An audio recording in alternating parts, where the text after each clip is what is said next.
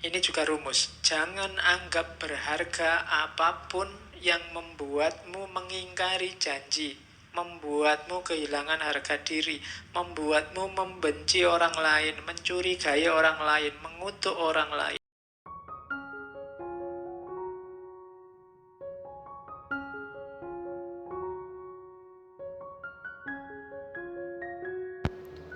Assalamualaikum warahmatullahi wabarakatuh. Jumpa lagi di Kata Filsafat Tentang kebersihan jiwa. Kalau tadi kan yang baik-baik, yang jelek-jelek tolong jangan masuk. Yang pertama apa? Ambisi. Ambisi berarti mengikatkan kenyamananmu pada apa yang dikatakan atau dilakukan orang lain.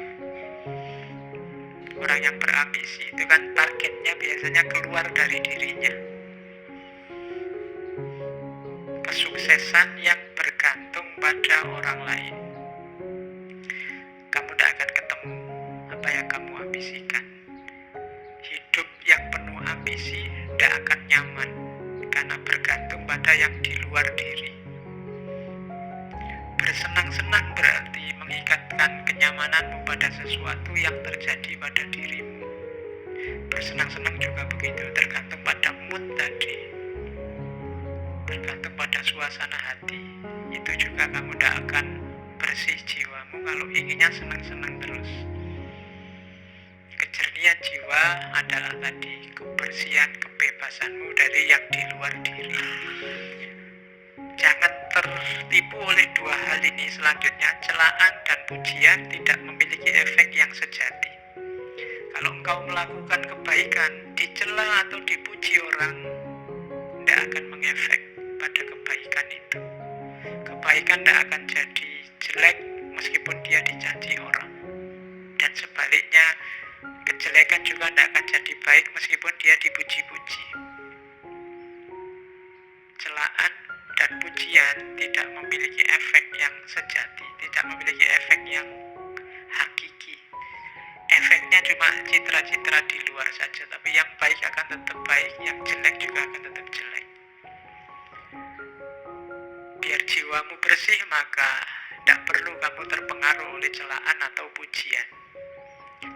Selanjutnya, tidak ada kesombongan yang lebih tinggi dibandingkan orang yang membanggakan ketidaksombongannya, kerendah hatiannya. Saya pak, tidak sombong loh saya itu sombong paling pol itu. Ya. Saya itu murah hati loh pak, saya itu suka menolong, baik, tidak sombong, rendah hati. Itu kalau versinya Markus justru itu kesombongan yang paling tinggi, menyombongkan kerendah hatian. Oke, susah ya rumusnya ternyata. Yang kita anggap rendah hati ternyata justru kesombongan. Kemudian jangan kotori jiwamu dengan kemarahan. Kenapa? Karena efeknya marah itu biasanya lebih dahsyat dibandingkan sebabnya marah. Kamu marah karena temenmu minjem motormu tidak pamit. Kemarahanmu kamu ungkapkan dalam bentuk apa? Itu biasanya efek dari kemarahan ini lebih dahsyat daripada sekedar motormu tadi nggak bisa kamu pakai karena dipinjam sebentar. Jadi hati-hati dengan kemarahan. Makanya ketika kamu tiba-tiba dilanda kemarahan, karena ada petunjuknya dari hadis itu, kalau kamu pas berdiri duduklah, kalau pas duduk ya berbaringlah. Maksudnya apa? Jangan melakukan apa-apa dulu, karena kamu sedang gelap. Karena efeknya nanti pasti akan kamu sesali. Semua tindakan yang didasari oleh kemarahan akan kamu sesali. Bahkan lebih kamu sesali nanti dibandingkan sebabnya. Itu makanya balas dendam itu dilarang. Kenapa? Balas dendam itu kan karena orang marah ingin membalas. Itu biasanya balas dendam lebih dahsyat daripada sebabnya. Terus yang dibalas ingin balas lagi. Saling marah itu yang bikin peradaban kita gelap.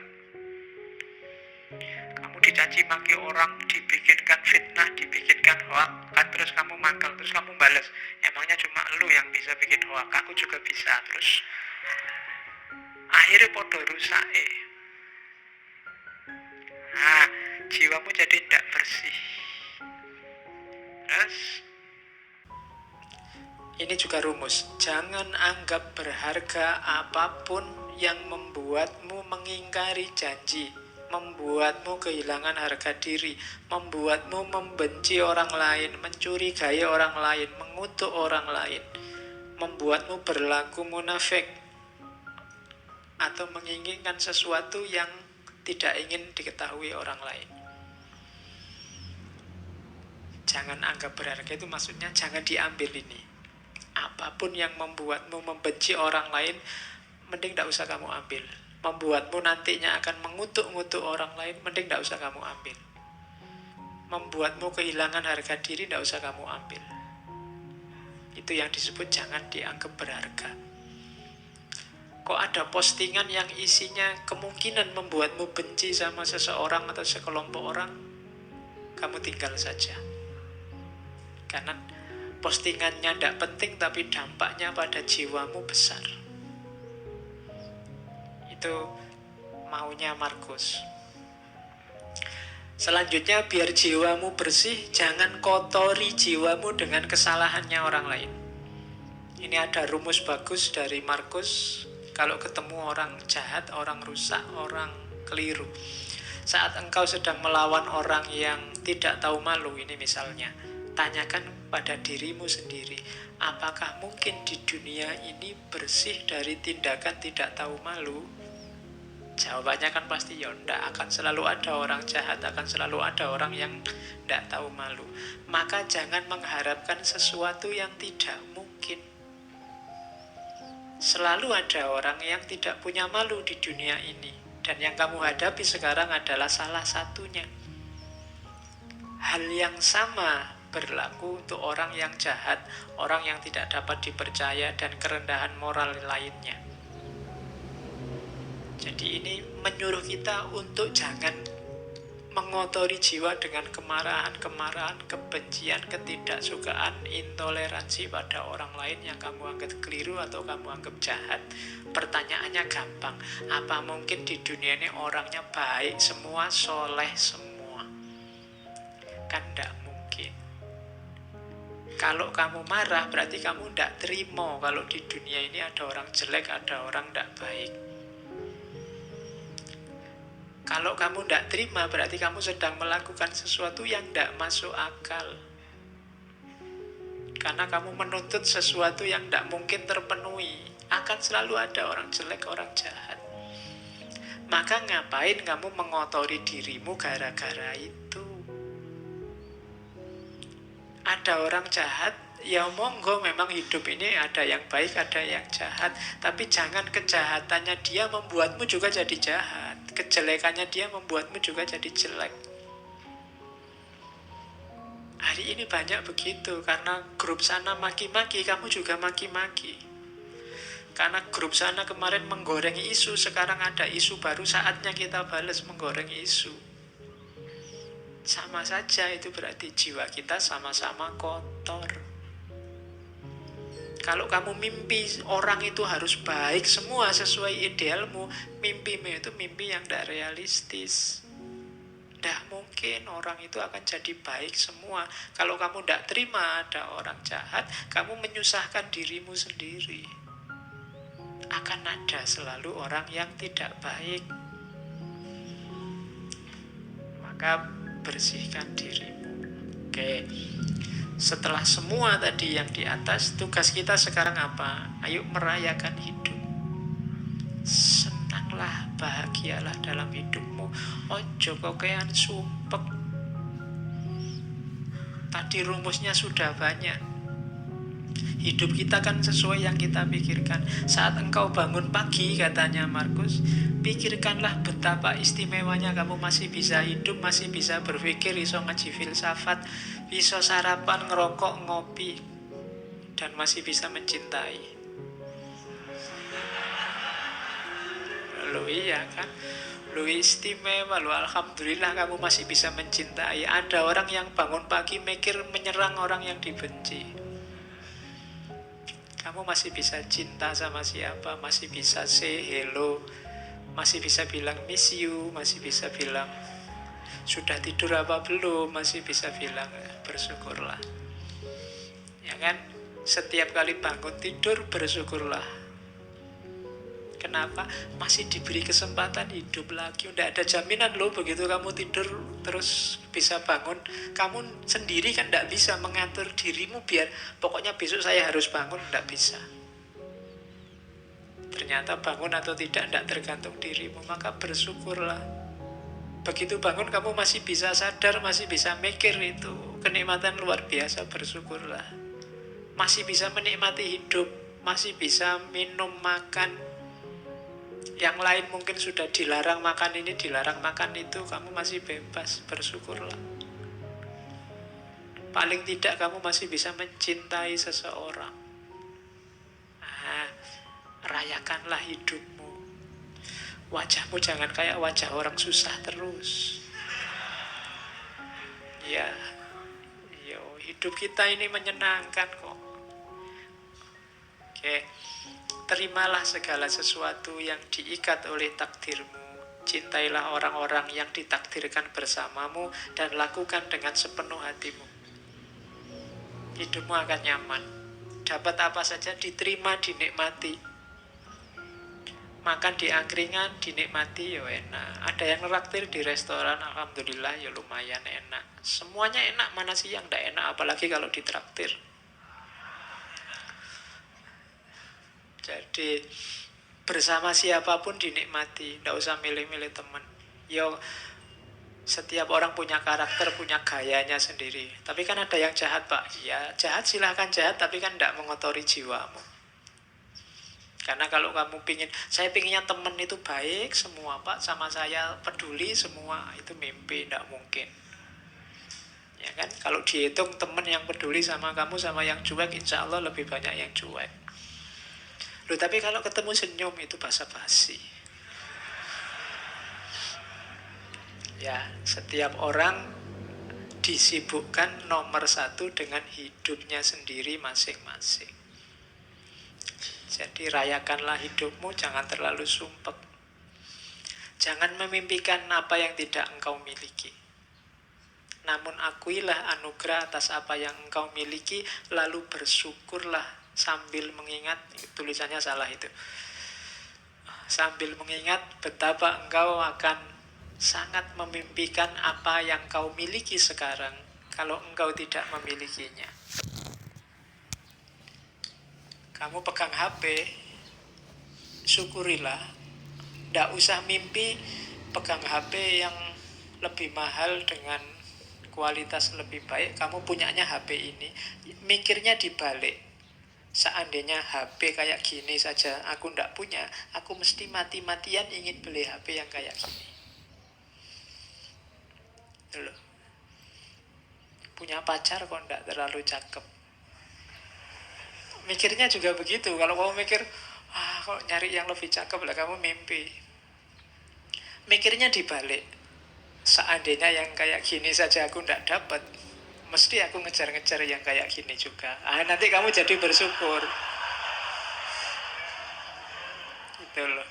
Iya, mikirnya dibalik. Itu membuat kamu bersyukur.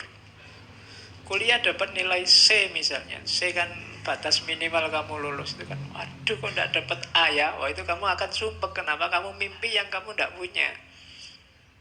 Mimpinya itu, seandainya aku dapat E, aku mesti akan mengejar-ngejar, seandainya dapat C pun cukup. Nah, itu kamu lebih bahagia. Gitu loh. Makan kok cuma dengan tempe saja, tidak ada yang lain. Itu mikirnya kamu jangan ayam, tapi mikirnya seandainya adanya cuma nasi, mungkin ada tempe satu aja aku sudah senang. Itu jadinya kamu bersyukur punya tempe itu. Itu caranya merayakan hidup.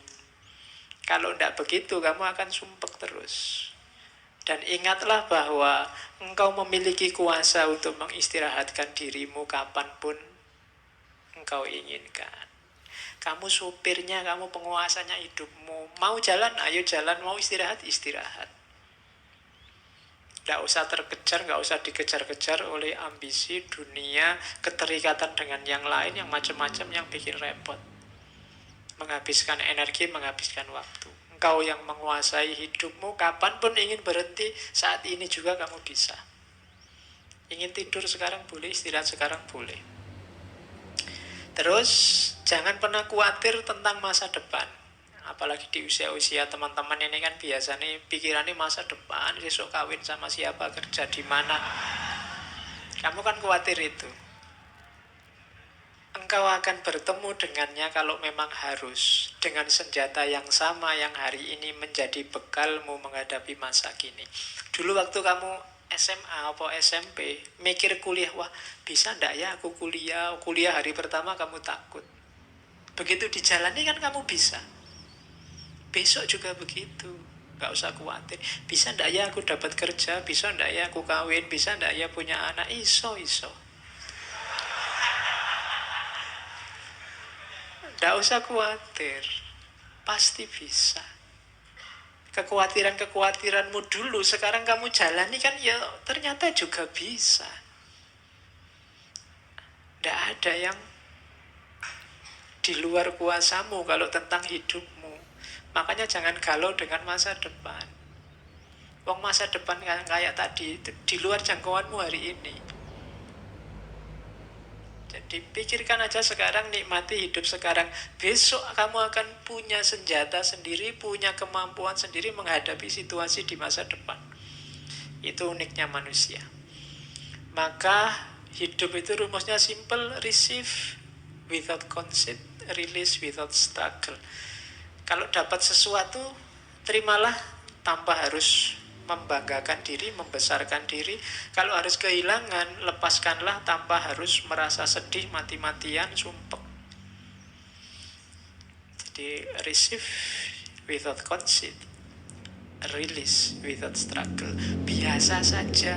Hidup kehilangan sesuatu biasa. Wong dulu juga tidak punya, terus punya, sekarang hilang. Kalau dapat sesuatu, alhamdulillah, tapi ya tidak harus sombong. Kalau kamu bisa kayak gini, hidupmu nyaman. Ini saya ambil agak panjang, nanti kamu baca lagi ya. Kalau pagi hari engkau bangun, biar cara mikirnya positif,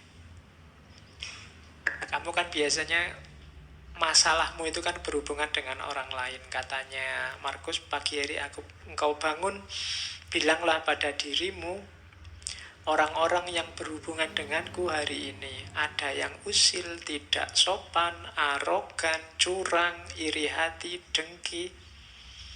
Mereka seperti itu karena mereka belum bisa membedakan yang baik dan buruk.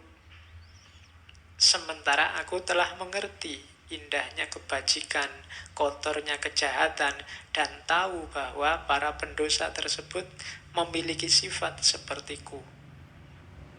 Bukan sama dalam hal darah dan kelahiran, namun sama-sama memiliki akal dan unsur ketuhanan.